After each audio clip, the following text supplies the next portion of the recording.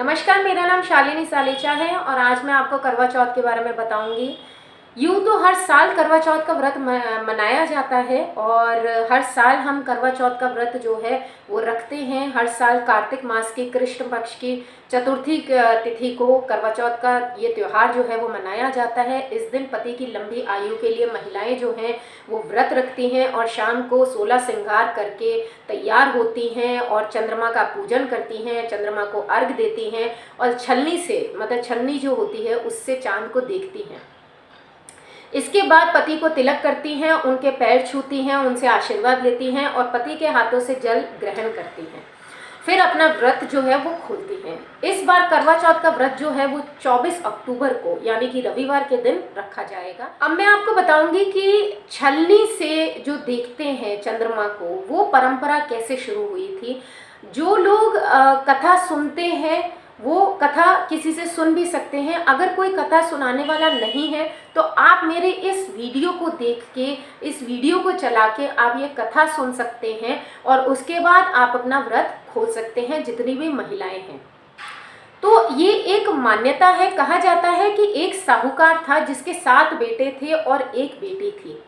एक बार साहूकार की बेटी ने अपने मायके में ही पति की लंबी आयु के लिए करवा चौथ का व्रत रखा था, लेकिन भूख और प्यास से उसकी हालत बहुत ज़्यादा खराब होने लगी थी। सातों भाई जो थे उनकी इकलौती बहन होने के नाते वो उससे बहुत प्यार करते थे। उसी बहन की यह हालत देखकर वो इस चीज़ को सहन नहीं कर पाए, तो उन्होंने क्या किया, चांद निकलने से पहले ही एक पेड़ की आड़ में छलनी के पीछे एक जलता हुआ दीपक रखकर बहन को कहा कि देखो चांद निकल आया है। बहन ने छन्नी जो है उसमें रखे दीपक से की रोशनी से चांद को देखा, चांद को ये समझा कि वो चांद निकल आया है और उस चांद को अर्घ देना शुरू हुई और अपना व्रत खोल लिया। भाइयों ने जो ये छल से जो ये क्रिया की थी उससे उसका चौथ का जो व्रत था वो खुलवा दिया था। इसको करने से जो करवा माता थी वो उस बहन से रूठ गई थी, क्योंकि भाइयों ने अपनी बहन की ये हालत देखकर, ये बुरी हालत देखकर कि वो भूखी प्यासी रह रही है, वो हालत देखकर भाइयों ने ये करवा चौथ का व्रत तोड़वा दिया। अब करवा माता जो रूठ गई थी तो वो रूठने के बाद ये चीज़ हुई कि कुछ ही देर में जो पति था, बहन का जो पति था उसकी मृत्यु हो गई, यानी कि वो मर गया। इसके बाद ये जो बहन थी, ये जो महिला थी, इसने अपनी भूल का एहसास किया। इसको जब ये पता लगा कि मेरे भाइयों ने ये चीज़ की है तो उसने माता से अपनी भूल चूक मानी और माता से इस भूल की क्षमा मांगते हुए उसने ये वचन लिया कि अगले साल कार्तिक मास में कृष्ण पक्ष की चतुर्थी को वो फिर से ये व्रत रखेगी।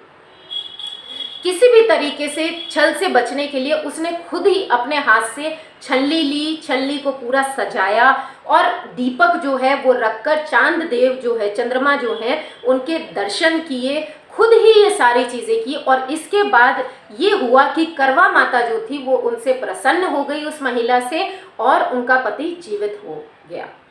तो ये कहा जाता है कि तभी से ये छलनी जो हम यूज़ करते हैं, इसका इस्तेमाल जो करते हैं वो तब से होता चला आया है कि चांद को हम छलनी से ही निहारते हैं और उनकी पूजा करते हैं, अर्चना करते हैं और अर्घ देते हैं और अपने पति की लंबी आयु की कामना करते हैं। तो अगर जो भी महिलाएं या जो भी लेडीज़ अगर कथा सुनने नहीं जा पा रही हैं तो आप ये एक कथा सुन के भी अपना व्रत खोल सकती हैं। बाकी सबको happy Karva Chauth. Thank you so much, thanks a lot. मुझे उम्मीद है आपको ये टॉपिक पसंद आया होगा। Thank you so much.